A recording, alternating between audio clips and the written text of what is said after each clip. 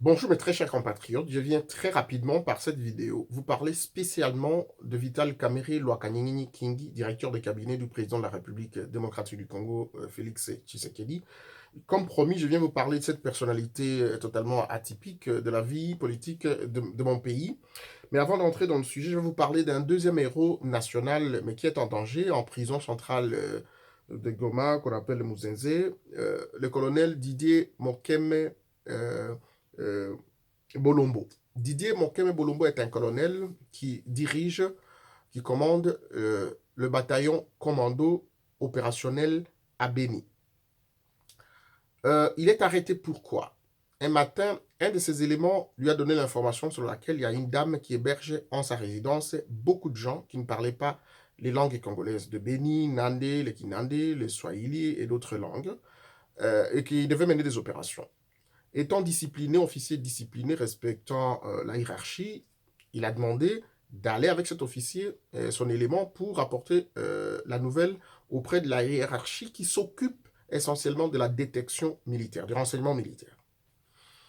Euh, une dizaine de jours plus tard, il s'est vu convoqué à Goma, à l'auditorat de Goma, et lui, et Willy, mais également avec un autre officier qui, lui, bienvenu Pombo, qui est le colonel opérationnel TD de Béni, avec 15 autres personnes qui étaient militaires, qui étaient impliquées ou qui connaissaient cette information, ont été tous convoqués à Goma et ont été arrêtés à l'auditorat militaire de Goma. Une mission est venue de Kinshasa un mois après pour suivre cette situation de près.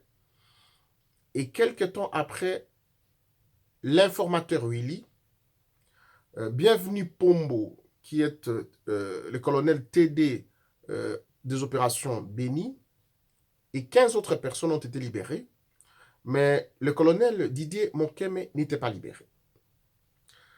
Je suis entré en contact avec son avocat. Son avocat m'a dit ceci, qu'il est poursuivi pour violation des consignes et complot militaire. J'ai tenté de cloisonner les informations, aussi bien à Beni, dans les rangs de l'armée, comme à Goma auprès de mes sources. Les informations font état de cette unité qui est réellement patriotique, composée des Congolais qui refusent d'être corrompus, de faire les jeux des officiers vendus, des officiers corrompus que l'on trouve en opération dans le Kivu, principalement dans le Béni, des officiers qui sont dans les trafics des minerais, des officiers qui sont dans les trafics des armes. C'est cela la vérité. Et que comme Mamadou Ndala, cet officier, ce colonel Didier, avec son bataillon, sont en train de mettre en déroute les assaillants qui sont au fait en connivence avec les officiers congolais. Les officiers congolais qui sont réellement congolais, les officiers étrangers mais qui sont au sein de l'armée nationale, qui sont venus du RCD, qui sont venus du M23 et de CNDP, qui sont totalement des officiers rwandais mais qui sont au sein des FRDC par les différentes opérations brassage que vous connaissez. Et que donc ce sont les Congolais qui sont dans le business, qui sont ivres de trafic des minéraux, parce que vous savez, le Rwanda ne peut pas nous présenter aujourd'hui euh, le taux de production de ces minéraux là où il extrait l'or et les coltans, parce qu'ils n'en ont pas. Ce sont ces officiers qui sont commis aux opérations, qui sont maintenant ivres de l'argent, sont devenus des millionnaires, des bateaux, des immeubles, des ceci, des jets privés dans le pays voisin. Et donc, ça devient lucratif, c'est juteux, qui ne peut plus céder. Mais écoutez aussi deux éléments que je vais vous faire écouter. Peut-être que beaucoup d'entre vous l'avez déjà suivi. Et je reviens ensemble avec vous pour que vous compreniez le complot est à quel niveau. Et le Congolais devient la personne qui vend son propre pays à ce niveau-là. Un premier élément, je vous le balance. Alo oncle, problème eza bonoko awa makambo eza mabe bazosala ndenge nini bango bazorenforce rebelle bazodote rebelle meme teni oyo ya biso epuis bango moko bazozwa rebelle bakotisi eti na mboka rebelle aye alvandi na kati ya barésidence na bango na kati ya clôture après soki ekomi ba 19h 20h babimisi bango baye ti bakomi place bato bazali ale babimi babomi bato papa soki esili ntango intervention ezoya bozoya kointervenir omona deja basi bakimi bakoti na kati ya clôture bokoluka bango ti bazomonana te so bolingi bofuye bakuloti wana bakonzi baboyi babi bofuye yango te makambo wana mpe soko bandi olandela yango makasi bakomprendre ke yo ozofungwa miso mingi oza kolanda makambo wana babomi yo moni bapoisonne obe babengi yo kekende place te ozokende bokoti na bisika babeti yo nini ndenge bamado akufaki nde omoni okomi kobangisa bakonzi mosusu ebele surtout biso bangala tokomi na bareserve ebele mpo soki osali kaka bopa abia wana nde bangala ale omona moko batrahi yo nde ozomona tokomi na mwa bareserve ebele toomona makambo ebele me moyen kosala eza te mpo soki omeki kaka boye odevoile obe osala bopa babomi yo mbala moko nomoni problème eza toza na pasi mingi noko toza na qualité formation ezali toza basoda mpena kokemba oyo boforma botika biso me moyen kosala eza te omona bituma eza facile me bazosala bokobeta borécupere baplace wana basali politike yango bazongisi bino nsima balongoli bino kaka biloko ndenge wana bozobunda prime eyaka te bozosouffrir kaka bongo ti okomona moral na bino kaka po ebeba bozonga nsima so bamoni bozobeta monguna na nini na force boza na avantage badécourage bino kaka po bozonga nsima bobeta monguna te bodécourage comme ça monguna azala na nini azwa force arécupere aya kobeta bino nde yango ozomona moyen mpe tosala eza te eza mboka na biso tomoni mpe soki tovandi bakoboma biso kaka so mpe totiki tokobunda kaka ti moko ya nzambe akolinga akopesa solution kaka. Vous écoutez sans commentaire. Il parle de la complicité entre les officiers et les assaillants. Chaque fois, on les empêche de le faire. Mais écoutez aussi une autre personnalité, je vous l'ai balancé la fois passée, qui traite la même question. Écoutez, je reviens vers vous et nous allons clôturer ce chapitre avant d'entamer celui de Vital Kamerhe.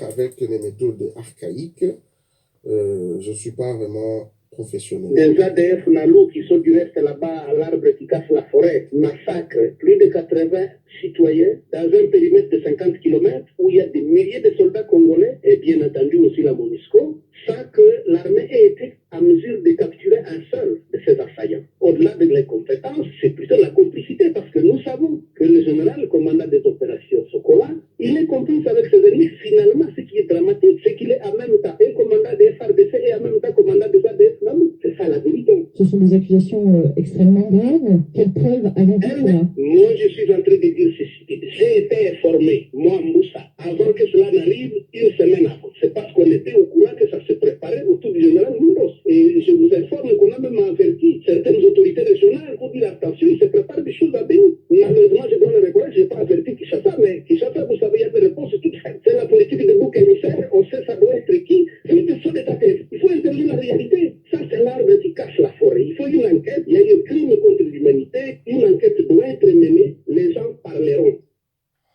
Voilà. Sur la même question, pour la même question, deux personnalités différentes parlent en des termes similaires. J'ouvre une parenthèse. Au moment où je vous parle, et si je préviens les services privés du chef de l'État, d'ouvrir l'œil sur tous les ministres du FCC.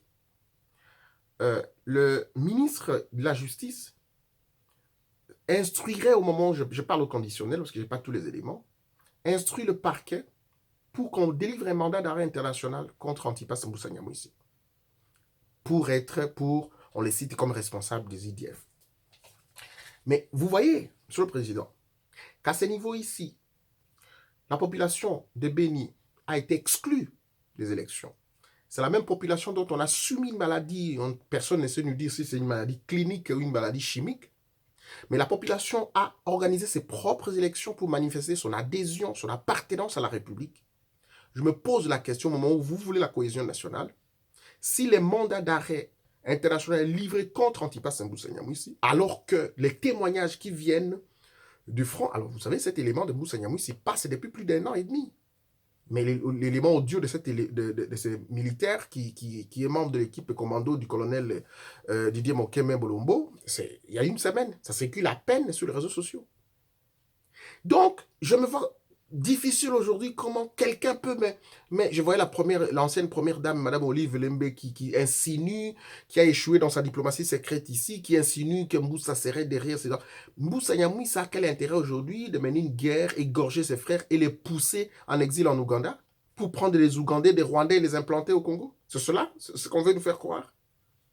Alors, Ça sera les coups qu'ils voudraient faire derrière le dos du président de la République par les ministres FCC, un peu comme vous avez vu Thomas Loraka, et qui ont instrumentalisé la situation au campus, vandalisé par les éléments de la police qui sont en tenue civile. Vous savez, les étudiants, on a été tous étudiants. Les étudiants n'ont jamais saccagé les bureaux, la direction, les banques qui se trouvent à leur sein. Non, ils manifestent et ils saccagent en dehors. Les étudiants ne saccagent jamais l'intérieur de leurs ancêtres. Non, jamais. Ça, c'est une main noire, mais elle est connue. La main même pas noire, elle est blanche, elle est connue. C'est la main de Kingakati, du royaume de Kingakati. Et donc, le chef de l'État, à un moment donné, je vais revenir, doit taper sous la table.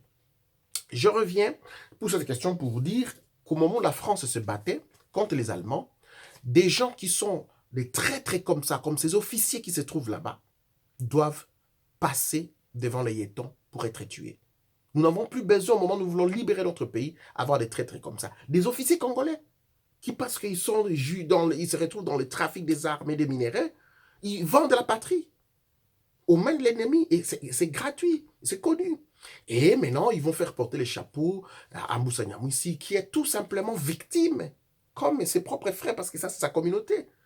Mais parce qu'ils savent maintenant que les Nations Unies, la Cour pénale internationale enquête, et que ces officiers seront arrêtés, à tout prix, il faut éliminer Nyamwisi.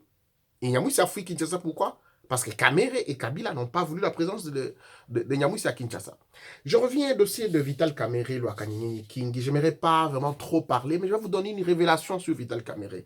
Vous m'avez demandé pourquoi est-ce que tu ne fais pas une vidéo sur Kamerhe. Non, j'ai laissé le temps parler de lui-même. Le temps a toujours été le meilleur allié de ceux qui sont dans la vérité. Et j'ai toujours dit, la vérité n'est pas fonction du nombre de gens qui la soutiennent. Quand je le disais à l'époque, personne n'a voulu me croire. C'est une personnalité narcissique qui aime le pouvoir, mais de façon outrance, qui est manipulatrice. Vital Kamerhe, c'est tout simplement quelqu'un qui est plus dangereux que même Joseph Kabila. Je vais vous dire une chose. Il y a 3 catégories, 3 sortes d'ennemis dans le monde. J'ai toujours donné cet exemple aux amis. Le premier ennemi, ils sont tous dangereux, tous les 3. Le premier ennemi, c'est quelqu'un qui te dit, Timothée, moi, si j'ai une occasion, je te tue. Cet ennemi est dangereux, tu le connais, il te l'a dit de vive voix. Un second ennemi, tout aussi dangereux, c'est celui qui te déteste, qui peut te tuer. Mais il ne te le dit pas. Peut-être que tu le connais, mais peut-être que tu ne le connais pas. Mais de sa bouche, il ne t'a pas dit, ou par une autre personne, tu ne le sais pas. Mais une troisième catégorie d'ennemis, mais qui est plus dangereux, cet ennemi-là, c'est la personne qui mange avec toi, qui est ton frère, qui dort avec toi, qui connaît tes secrets. Ça peut être une personne de ta famille ou une personne étrangère. Les cas des Kamerhe, les cas des Kabila, les cas des Rouberois, des autres. C'est des gens qui nous connaissent, qui vivent avec nous depuis que nous appelons entre guillemets frères, qui peuvent en tout moment tenter de vendre le pays. Je reviens à son speech à Kigali lorsqu'il est allé au mariage de James Kabarebe, qu'il appelle son aîné. Vital Kamerhe a 60 ans comme Paul Kagame. James Kabarebe est de loin plus jeune que Paul Kagame. Bon, je n'entre pas dans ces considérations qui ne sont pas très importantes. Il est allé répondre à un événement privé, mariage de James Kabarebe, dont il appelle ami. Mais il vous souviendra que James Kabarebe est responsable des millions de morts chez nous. Des millions de morts chez nous. Makobola, Tingi, etc. Il a pilé des gens dans des mortiers. Ouvrir les ventres des femmes. C'est James Kabarebe. Il devient ami depuis quand les médias se posent des questions. Mais 3 éléments importants en relations internationales et en diplomatie, c'est le parallélisme des formes, c'est la réciprocité et la hiérarchie. Sur toute la ligne, Vital Kamerhe a failli. Premier élément, parallélisme des formes. Il parlait du rapprochement entre le Kivu et le Rwanda. Le Kivu, c'est la province, encore que le Kivu, nous avons le sud Kivu et le nord Kivu. Donc, Kamerhe parle d'une province, d'une région qui doit harmoniser avec un État. Vous comprenez qu'il ne parlait pas aux Rwandais parce que tous ils connaissent le plan. Il parlait à la communauté internationale, une partie de la communauté internationale qui les accompagne dans ces sales projets, qui ne réussira pas, à moins qu'on nous tue nous tous. Et il parlait aux Congolais, qui ne se cachent plus désormais, ils vont, pour la balkanisation, ils sont déterminés. Alors, nous allons revenir à Kinshasa. Vital Kamerhe, pacificateur, il sort un $100, il vous donne. Il va commencer à distribuer des poissons. Là-bas, il a donné 30 vaches, etc. Les Congolais, à un moment donné, ces acteurs politiques se comportent de cette façon avec mépris parce que nous n'agissons pas comme les Palestiniens, comme les Libanais. Il faut commencer à les frapper physiquement. Un caillou, vous jetez sur son véhicule. Si vous n'avez pas grand-chose. Je ne cite pas ici, mais ici, de la survie de notre État, de notre nation. Un deuxième élément. Il n'a pas reçu une invitation officielle. Il est allé là-bas en privé. Donc, il ne s'agit pas ici du tout d'une forme de réciprocité parce que lorsqu'il y a eu des événements chez nous, privés, le chef de l'État congolais a invité le chef de l'État rwandais. Et il va insinuer des choses dans son comportement pathologique et narcissique. Il va dire que le président de la République a regretté le fait que James Kabarebe ne lui a pas envoyé, lui, une invitation, mais m'a envoyé moi, à moi l'invitation. Est-ce que dans la hiérarchie, James Kabarebe est peut-être l'ami de Félix Tshisekedi? L'ami de Félix Tshisekedi dans cette région-là, c'est Paul Kagame, c'est Nkurunziza, c'est Museveni, c'est Lorenzo, c'est Sassou Nguesso, c'est Ali Bongo, voilà. Kamerhe est dans ses excès. Il doit arrêter.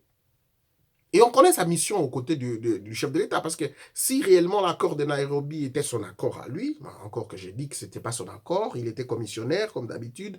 Vous vous rappelez avec le dialogue au mois de septembre-octobre 2017, entre 2017 et 2018, Edem Kodjo, c'est Vital Kamerhe. Vital Kamerhe a toujours servi de carte de rechange de Joseph Kabila chaque fois que Kabila est en difficulté. C'est le plus grand kabiliste que vous ayez connu dans les 18 ans de pouvoir ici. Et donc, Vital Kamerhe ne pouvait pas parler de Tshisekedi en ces termes, mais parler de notre province comme ça, de notre pays et de notre région. Tout simplement, il nous transmet un message clair que dorénavant, il se comportera de cette façon. Mais je vous donne une révélation sur Vital Kamerhe. Vital Kamerhe, je vous ai dit que c'est un kabiliste assermenté et patenté, et même dans son ADN. Le premier ennemi de Félix Tshisekedi, c'est d'abord ses alliés. Ce type-là est comme la Terre qui tourne autour du Soleil, avec la rotation, mais tourne autour d'elle-même, la translation. Kamerhe sert ses propres intérêts, vous donne l'impression de servir Félix Tshisekedi, mais il l'insulte au vrai sens du terme lorsqu'ils sont dans leurs réunions. Les gens nous rapportent ça. Avec le FCC, il l'insulte. Et donc, il est au service de Joseph Kabila. Je dis ici, avant de vous faire cette révélation, que Vital Kamerhe ne sera plus jamais, il ne sera, je ne dis pas plus jamais comme s'il a été, il ne sera jamais président de la République démocratique du Congo. Il ne le sera pas. Les jours où il le sera, je vais cesser de faire la politique. Et sa femme, Amida, ne sera jamais première dame dans ce pays. Je vais vous donner un petit indice de vous montrer le niveau d'immoralité de Vital Kamerhe. Au-delà de sa mauvaise gestion, vous savez que depuis 6 mois avant qu'il y ait le gouvernement, toutes les affaires passaient par son cabinet. Il a intimé l'ordre à toute l'administration de l'État de n'engager aucune dépense du tout de l'État si ce n'est avec l'accord et l'aval de la présidence de la République. Et donc, toutes les dépenses passaient par lui. Les détournements qu'il y a eu, les 6 millions, les 15 millions, les soucis, passaient par lui.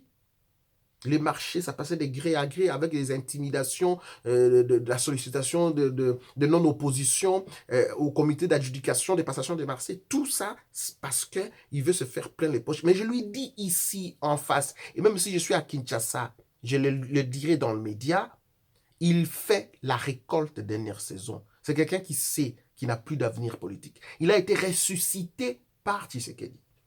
Je ne vois pas l'accord, quel chantage il peut faire à Tshisekedi aujourd'hui, parce que je ne veux pas l'apport qu'il a amené à Tshisekedi. En dehors de quelques députés du Kivu, les députés dont on sait comment, les députés des coupures d'Internet, parce qu'on a fabriqué finalement les listes. Ceux qui sont à l'Assemblée nationale, au Sénat, ce ne sont pas réellement des élus du peuple, pour la plupart d'entre eux. Donc je vais vous donner un petit élément de l'immoralité de ce type-là. Un jour, il offre un cadeau collier en diamant à sa femme Amida. Et en rigolant, il va parler à la fille d'Amida, l'enfant de JB, d'Aïda, que le collier de ta mère coûte plus cher que ta voiture. Est-ce que vous vous rappelez de la voiture que JB l'ancien mari d'Amida, le père de Daïda, avait offert à sa fille. C'est une Range Rover qui coûte neuve, coûte entre 50 à 80 000 dollars.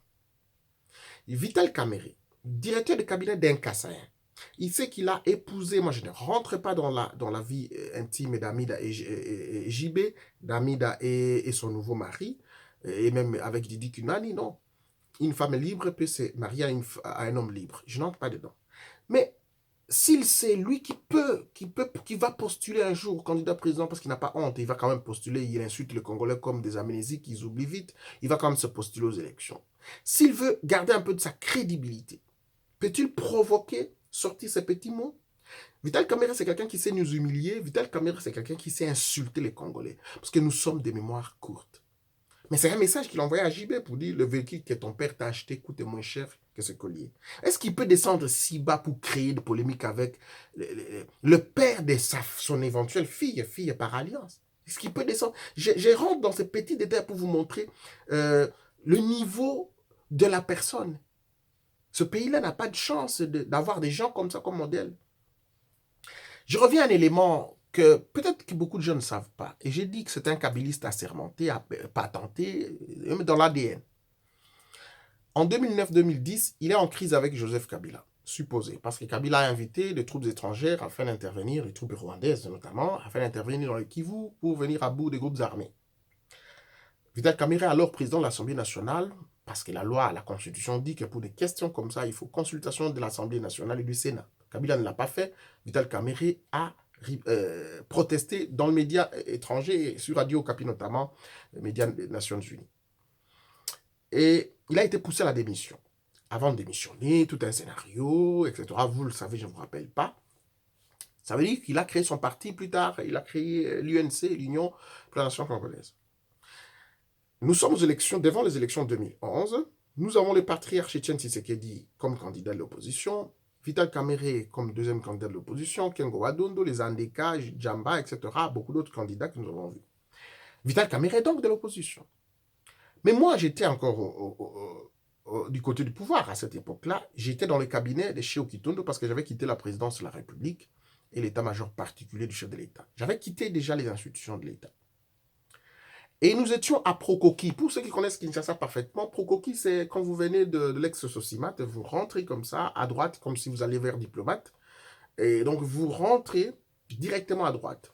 Là, c'est trouvé le bureau de l'argentier de Joseph Kabila, qui est mort, Augustin Katumba-Mwaki.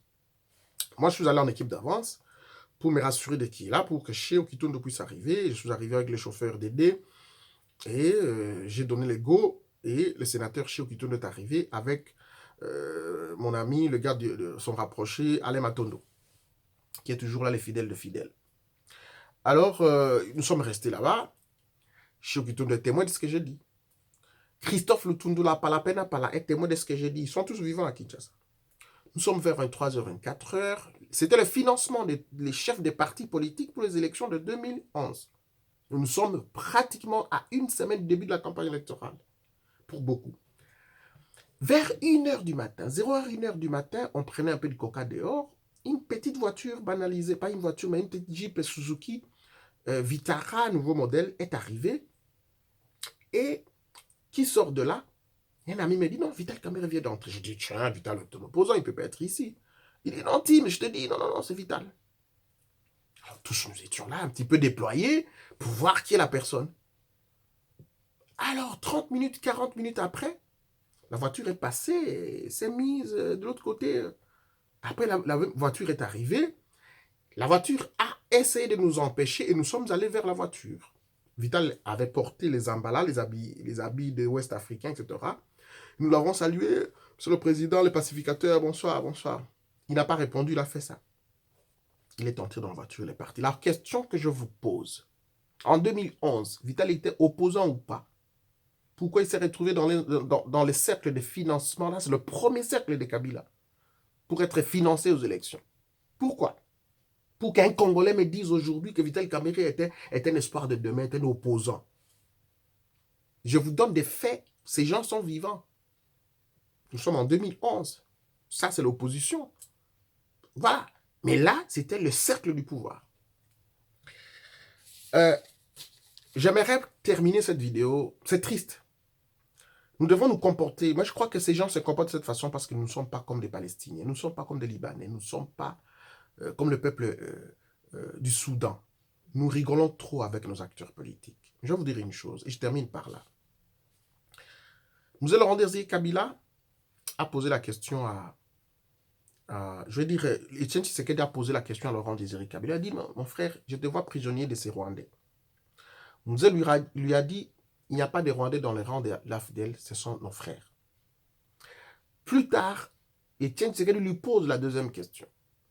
Dis-moi ce qui s'est passé s'il y a un accord, rends cet accord public pour que le peuple puisse te sauver. Il faut renvoyer ces gens pour que nous puissions reconstruire notre pays. Nous allons Laurent Désiré Kabila a dit qu'il n'y a aucun accord. La suite, nous la connaissons. Une autre guerre a éclaté le 2 août. Les Azarias Rouberois, les Nyarugabo, les ceux-ci qui sont venus avec l'accord de l'Émirat pour qu'on leur donne une partie de terre, qu'ils aient la nationalité, etc., sont allés revendiquer leurs accords secrets et ils ont fait la guerre du 2 août, la guerre du RCD Goma. La suite, nous la connaissons. Laurent Désiré Kabila a été assassiné. Ce que j'aimerais dire ici, l'accord qui a donné naissance au FCC cache, même si Félix Tshisekedi ne peut pas le publier, il peut y renoncer.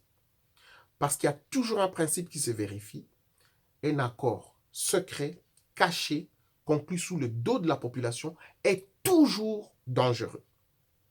Est toujours dangereux. Que le président Félix Tshisekedi soit rassuré de notre soutien lorsqu'il va vouloir mettre fin à cet accord. C'est le fait de vouloir cacher cet accord parce que finalement des accords secrets ont toujours tourné contre l'une des parties contractantes. La stratégie, c'est l'éloigner, l'isoler des Congolais, le cloisonner, le bloquer pour ensuite l'étouffer et l'anéantir. Cela. On a commencé, je vous ai parlé de ceux qui sont allés faire le sacrilège à la résidence du patriarche Etienne Tshisekedi avant même qu'on l'enterre. Je vous ai parlé de l'avion du chef de l'État et de la possibilité que ça ait été abattu par les services externes. Aujourd'hui, jusqu'à présent, personne ne nous présente les conclusions de la boîte noire. Et les moments venus, on commence à tuer l'entourage de Félix Tshisekedi. Le vieux Gilbert qui est mort en Nairobi, on éloigne Lobo, on éloigne le moment des gens par Vital Kamere, mes chers compatriotes. Nous devons aujourd'hui que nous parlons le même langage. C'est les cardinaux qui parlent de la balkanisation, que c'est les FARDC commandés par Félix Tshisekedi qui parlent de la balkanisation. C'est que Ngwanda a toujours dit, c'est que Fayoulou dit, c'est que tout le monde, j'aimerais que tout le monde puisse se surpasser, que l'on parle de la République démocratique du Congo. Parlons de notre pays. Renforçons l'unité autour de Félix Tshisekedi. Dans une guerre, vous avez libéré la capitale. Consolider la sécurité sur la capitale que vous avez libérée. Dans cette guerre de l'occupation, nous avons arraché la présidence. Nous avons encore des poches de résistance, Parlement, Sénat, province, institutions. Nous devons consolider l'unité autour de Félix Tshisekedi. Les ennemis savent et combattent l'unité autour de Tshisekedi. Tshisekedi, sa signature là, c'est beaucoup. Ils veulent nous voir divisés. C'est quand nous sommes divisés qu'ils vont faire leur sale besogne. Nous devons nous battre pour que nous puissions arracher notre frère des griffes de ces gens. Nous pouvons les mettre hors d'état de nuire. Je vois mes chers compatriotes qui parlent de Mwanda Semi, etc.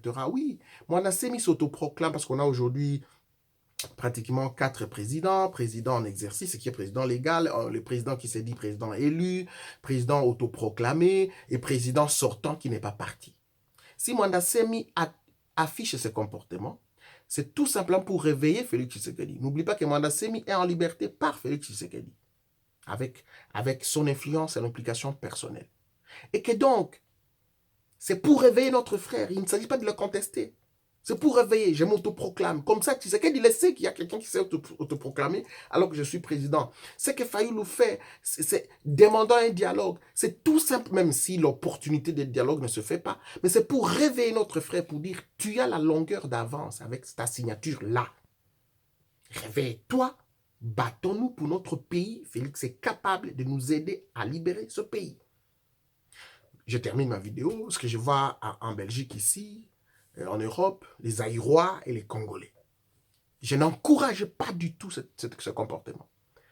Si nous chantons Aïrois, dont la paix est retrouvée, est-ce que nous avons la paix au Congo? Peuple uni, nous sommes les Aïrois. Est-ce que nous sommes unis? En avant, fiers et pleins de dignité, est-ce que nous sommes dignes? Nous allons en avant, peuple grand, peuple libre à jamais. Est-ce que nous sommes un peuple grand? Est-ce que nous sommes libres?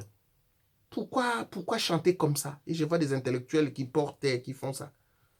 Par contre, debout Congolais, unis par le sort, unis dans l'effort pour l'indépendance, la liberté de notre pays, dressons nos fronts le temps courbé, c'est ça qui correspond maintenant. Nous sommes des Congolais, nous ne sommes pas des Aïrois.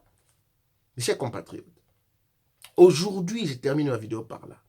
Vous me dites, non, mais Tshisekedi est un collabo, Tshisekedi est ceci. Vous voulez qu'en un an, il puisse déraciner les systèmes rwandais politiques, l'appareil sécuritaire, les systèmes politiques, corruption, finance, que les Rwandais ont fait dans notre pays. Vous pensez qu'en un an, quelqu'un peut faire ça? Il faut aller méthodiquement pour chasser ces gens. Il faut aller méthodiquement.